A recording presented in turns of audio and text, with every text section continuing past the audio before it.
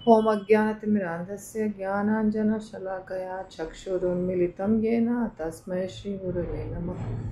श्रीचैतन्यमनोभीष्टं स्थापितं येन भूतले स्वयं रूपः कदा मह्यं ददाति स्म पदान्तिकं। वन्देऽहं श्रीगुरो श्रीयुतपदकमलं श्रीगुरून् वैष्णवांश्च श्रीरूपं साग्रजातं सहगण रघुनाथान्वितं तं सजीवम् साद्वैतं सावधूतं परिजनसहितं कृष्णचैतन्यदेवं श्रीराधाकृष्णपादान् सहगण ललिता श्रीविशाखान्वितांश्च।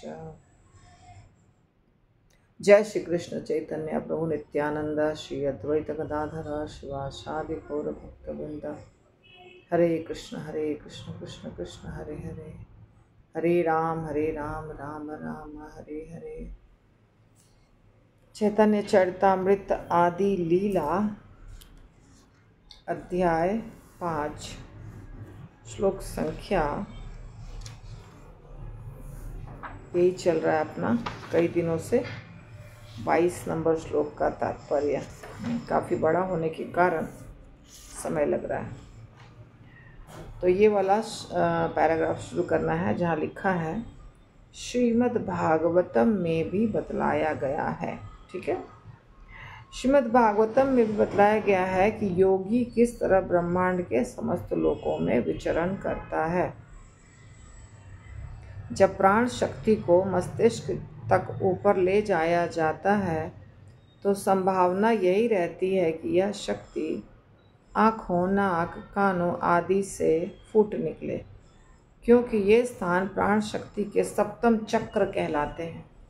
किंतु योगी चाहें तो वायु को रुद्ध करके इन छिद्रों को मूंद सकते हैं। यहाँ पे बताया जा रहा है कैसे ब्रह्मरंध्र से योगी जो है ना वो अपने प्राण को निकालते हैं बाहर। वो बताया जा रहा है यहाँ विधि शॉर्ट में कि ब्रह्मांड के समस्त लोकों में योगी विचरण करते हैं। इसके पहले बताया था ना प्रभुपाद ने कि आप भौतिक तरीके से दूसरे लोकों में नहीं जा सकते हैं, अगर जाना है तो अष्टांग योग के द्वारा जा सकते हैं। तो कैसे जाते हैं वही बता रहे हैं। पुराने ज़माने में ब्रह्मांड के अनेक अलग अलग लोकों में योगी भ्रमण करते थे, यानी एक लोक से दूसरे लोक जाते थे। तो प्राण शक्ति को मस्तिष्क तक ऊपर ले जाया जाता है। हमारे शरीर में प्राण नाम का एक वायु रहता है, उसको प्राण कहते हैं। उसको ऊपर ले जाया जाता है, नीचे से ऊपर ले जाया जाता है और फिर ये कहीं से निकलता है। आँख, कान, नाक कहीं से इसको बाहर निकाला जाता है। और यदि चाहे योगी तो क्या कर सकता है, ये आँख, कान, नाक ये जितने छिद्र हैं इनको बंद कर सकता है और बंद करके यहाँ पे जमा करते हैं वायु को, प्राणवायु को भौं के बीच में। ठीक है, और इस अवस्था में योगी उस लोक का चिंतन करता है जहाँ उसको जाने का मन है कि हम जब निकलेंगे तो कहाँ जाएंगे, ये सोचता है। और अगर उसको वैकुंठ में जाना है, कृष्ण धाम को जाना है, जहाँ से फिर इस जगत में नहीं आना होता है, तो वह भौतिक ब्रह्मांड के उच्चतर लोक या वह कहीं भी जाना होता है, दूसरे लोकों में जाना होता है, तो इसके लिए वो स्वतंत्र रहता है। कहने का मतलब हुआ कि प्राणवायु जो शरीर के अंदर है उसको योगा करके ऊपर लेके आता है और उसको फिर यहाँ पे ऊपर में कितने छेद हैं आप देख सकते हैं। हमारे शरीर में बहुत छेद हैं, 9 द्वार, 9 द्वारे पूरे देही। 9 द्वार में से ऊपर कितने द्वार हैं, 1 2 3 4 5 6 7 द्वार ऊपर हैं। तो जब प्राणवायु ऊपर आएगा तो कहीं से भी निकल सकता है। तो योगी एक्सपर्ट होते हैं, वो क्या करते हैं, ये सारे द्वारों को बंद कर देते हैं योगा के बल पे और यहाँ पे वायु को जमा करते हैं। कहते हैं ब्रह्मरंध्र यहाँ होता है, वहाँ से निकलती है वायु, प्राणवायु जैसे कहते हैं ना प्राण निकल गया, यानी वो वायु होती है जो निकलती है। तो इस प्रकार योगी निकालता है और उसको जहाँ जाना है वहाँ जाएगा उसके बाद, मगर पहले वो डिसाइड करेगा कि मुझे कहाँ जाना है, और वो ध्यान करके उस स्थान का ध्यान करता है, गोलोक धाम, वैकुंठ धाम, कोई और धाम। गोलोक धाम वैकुंठ धाम तो नहीं, हमने सुना है कि अपने मन से जाया जा सकता है, वहाँ तो भगवान की इच्छा से आपको प्रवेश मिलेगा। पर ठीक है, आध्यात्मिक जगत में प्रवेश पा सकता है वो योगा के बल पे, ब्रह्मांड के बाहर निकल के, और फिर वो स्पेस में घूम सकता है, ब्रह्म ज्योति में रह सकता है। ठीक है, इतना कर सकता है। वह सिद्ध योगी जिसने पूर्ण चेतना में रहते हुए अपना शरीर त्यागने की विधि में सफलता प्राप्त कर ली है, उसके लिए एक लोक से दूसरे लोक तक जाना बच्चों का खेल है। यानी यदि किसी को इस तरह से अपने प्राण को निकालने का प्रैक्टिस हो गया है तो वो जाते हैं और फिर वापस भी आते हैं। कभी कभी अपने शिष्यों को बोलते हैं मेरे शरीर को देखते रहना ठीक से, और चले आते हैं, कहीं जहाँ जाना होता है वहाँ जाके चले भी आते हैं। जैसा कि पहले बतलाया जा चुका है, भौतिक शरीर तो आत्मा का आवरण मात्र है। मन तथा बुद्धि भौतिक आवरण है तथा पृथ्वी जल वायु आदि से बना स्थूल शरीर आत्मा का बाहरी आवरण है।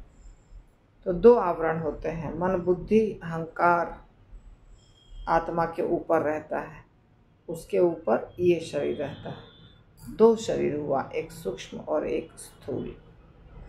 फलतः ऐसा अग्रसर व्यक्ति जिसने योग विधि से आत्म साक्षात्कार कर लिया है, जो आत्मा तथा पदार्थ के संबंध को जानता है, वह आत्मा के स्थूल वस्त्र को इच्छानुसार त्याग सकता है। इसके लिए उसे पूरी छूट है।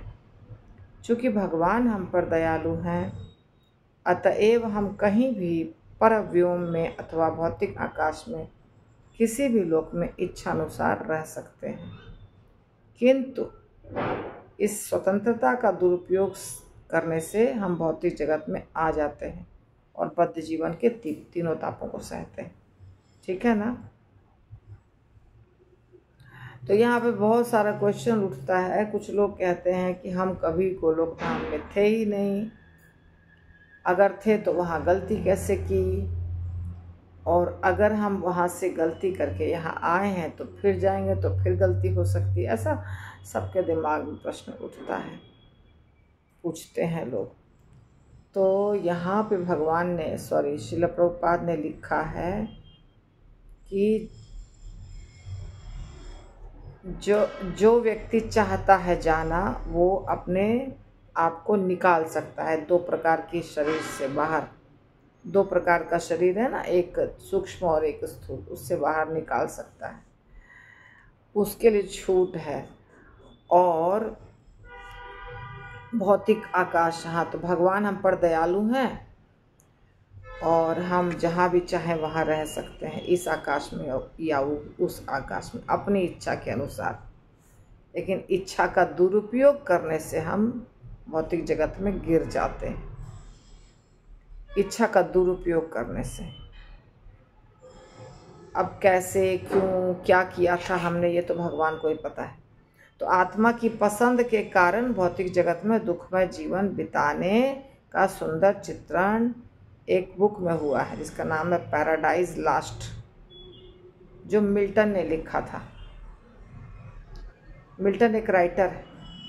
तो इसी प्रकार आत्मा अपनी पसंद से स्वर्ग की प्राप्ति करके भगवत धाम वापस जा सकता है। देखिए, तो आप ये सोचेंगे ये सब क्या क्या है, तो हमें जानने की ज़रूरत नहीं है। अगर इच्छा है तो आप पढ़ सकते हैं, नहीं तो ये सब सारी चीज़ें हमारे लिए नहीं होती। ये सब कई बार आप सुन चुके हैं। यदि कोई व्यक्ति भगवान के धाम में जाना चाहता है तो भक्ति करके सिंपल तरीके से जा सकता है, योगा करके भी जा सकता है, पर धाम के अंदर प्रवेश नहीं मिलता है योगा करके जाने वाले को।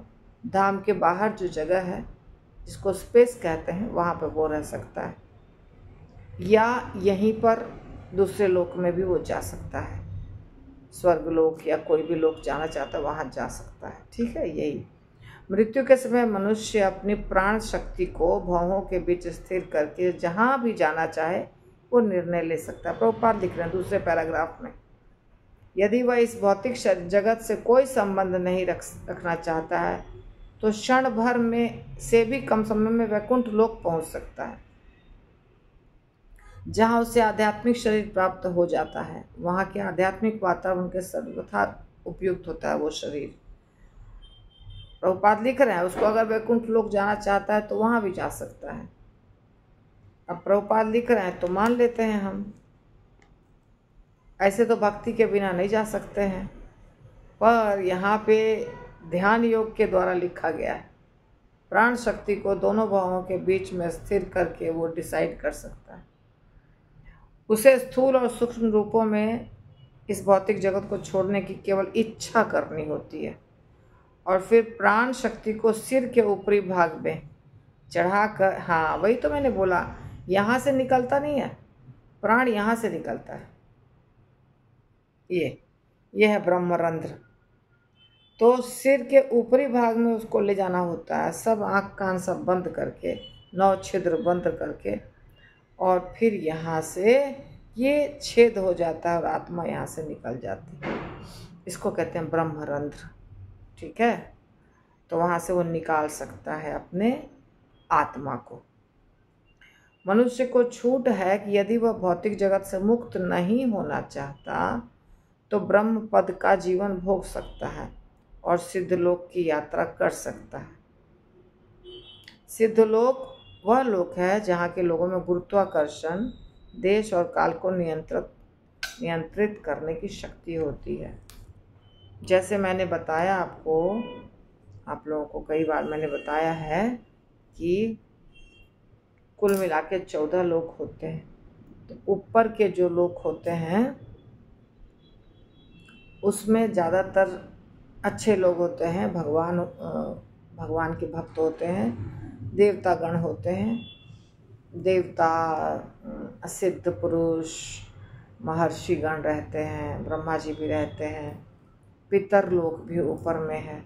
तो इस प्रकार से सिद्ध लोक भी है। तो सिद्ध लोक का मतलब क्या हुआ, जैसे यहाँ से हम ऊपर नहीं जा सकते हैं, पर सिद्ध लोक के लोग जो होते हैं ना, उनके लिए ये ग्रेविटेशनल फोर्स जो है, गुरुत्वाकर्षण का नियम काम नहीं करता है, वो जा सकते हैं सब जगह। देश काल सब को नियंत्रण करने की उनके पास शक्ति होती है। भौतिक ब्रह्मांड के इन उच्चतर लोकों में जाने के लिए मनुष्य को मन तथा बुद्धि त्यागना नहीं होता, उसे केवल भौतिक शरीर त्यागना होता है। सूक्ष्म शरीर रख सकता है वो, स्थूल शरीर छोड़ना होता है। यानी मन रहता है सबके पास, जो ये लोग से वो लोग से वो लोग जाते हैं, मन रहता है, बुद्धि भी रहती है, पर अहंकार भी रहता है। ये 5 पंच महाभूत से बना हुआ शरीर नहीं रहता है। ठीक है, प्रत्येक लोक का अपना विशेष वायुमंडल है, और यदि कोई भौतिक ब्रह्मांड के अंतर्गत विशेष लोक की सैर करना चाहता है तो उस व्यक्ति को उस लोक के वायुमंडल के अनुसार अपने शरीर को अनुकूलित करना होता है। जैसे यहाँ पर भी एक पानी है, हवा है, मिट्टी है। ठीक है, पानी में कुछ प्राणी रहते हैं, मछली, मगरमच्छ, स्टारफिश, बहुत प्रकार के प्राणी रहते हैं। जलजा नवलक्षाणि स्थावर लक्ष्य विंशति, 9 लाख प्रकार के प्राणी पानी में रहते हैं। तो पानी में जो रहने वाले प्राणी हैं उनका शरीर अलग होता है और हमारा शरीर अलग होता है। हम तो पानी में नहीं रह सकते हैं, तुरंत मर जाएंगे, और पानी वाले प्राणी को बाहर निकालिएगा तो वो भी मर जाएंगे। तो उनको वहीं पे अच्छा लगता है और हमको यहीं पे अच्छा लगता है। उनका शरीर पानी के लिए बना है, हमारा शरीर हवा के लिए बना है। वो मछली मछली जल में नहीं रह पानी के बगैर नहीं रह सकती है, बाहर नहीं रह सकती है, और हम पानी के अंदर नहीं रह सकते हैं। तो यहीं पर तो हम देख रहे हैं ना डिफरेंस, अंतर दिखाई दे रहा है कि पानी के अनुसार यानी पानी में यदि रहना हो तो अलग प्रकार का शरीर चाहिए, मिट्टी पर रहना हो अलग प्रकार का शरीर चाहिए, हवा में रहना हो अलग प्रकार का शरीर चाहिए, जो उड़ सकते हैं वैसा वाला। इसी प्रकार अलग अलग लोक में अलग अलग प्रकार का शरीर चाहिए। अंटार्कटिका एक द्वीप है, द्वीप ही है ना, वहाँ पे जैसे कि ये सब है ना एशिया, यूरोप, वैसे अंटार्कटिका है। इसको कहते हैं कॉन्टिनेंट, इंग्लिश में, हिंदी में क्या कहते हैं पता नहीं, कॉन्टिनेंट कहते हैं। तो वहाँ केवल बर्फ रहता है, केवल बर्फ, मिट्टी दिखेगी ही नहीं। टेम्परेचर वहाँ का 0 से बहुत नीचे रहता है। पर वहाँ भी एक प्राणी रहता है जिसका नाम है पेंगुइन। तो पेंगुइन नामक प्राणी आराम से वहाँ बर्फ पे सोया रहता है, बर्फ पे आराम से सोया रहता है, घर रहता है। और ये रहता है इग्लू, इग्लू कहते हैं, उसके घर को इग्लू कहते हैं शायद।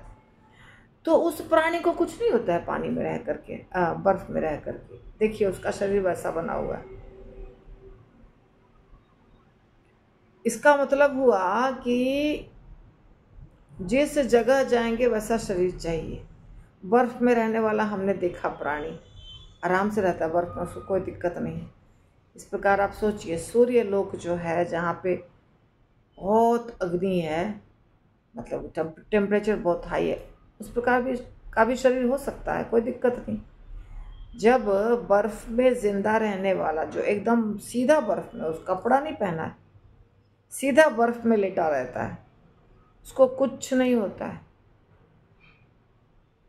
तो हम तो नहीं रह सकते। इस प्रकार से भगवान ने सृष्टि की है ऐसी। तो इसका मतलब जिस भी लोक में जाएंगे उस लोक के वायुमंडल के अनुसार हमारा शरीर होना चाहिए। जैसे यहाँ पे हम अगर जाते हैं ऐसे एरिया में जहाँ बर्फ है तो हमको तो बहुत कपड़ा पहनना पड़ेगा, क्योंकि हमारा शरीर वैसा नहीं है, गर्म करके रूम को रहना पड़ेगा। लेकिन अगर वैसा शरीर होता तो नहीं रहना पड़ता वैसे, है ना। तो लोक विशेष के अनुसार अपने शरीर को एडजस्ट करना होगा। उदाहरणार्थ यदि कोई व्यक्ति यूरोप जाता है तो उसके अनुसार उसके कपड़े होते हैं, है ना। इसी तरह यदि कोई वैकुंठ लोक जाना चाहता है तो ये शरीर में वैकुंठ लोक नहीं जा सकता है। और यदि कोई भौतिक उच्चतर लोकों को जाता है, भौतिक लोक जो है यहाँ के अंदर वाला, तो वो मन बुद्धि अहंकार के सूक्ष्म शरीर को धारण रख सकता है। और बाहर का ये जो शरीर है इसको बदलना पड़ेगा। ये शरीर को नहीं बदलेगा तो उस लोक में नहीं रह सकता है। तो ये बात हमको समझ में आना चाहिए कि जिस लोक में रहना है उस लोक के अनुसार शरीर चाहिए। ऐसा नहीं है कि हम कहीं भी जा सकते हैं इसी शरीर से, ये संभव नहीं है। ठीक है। श्रील प्रभुपाद की जय।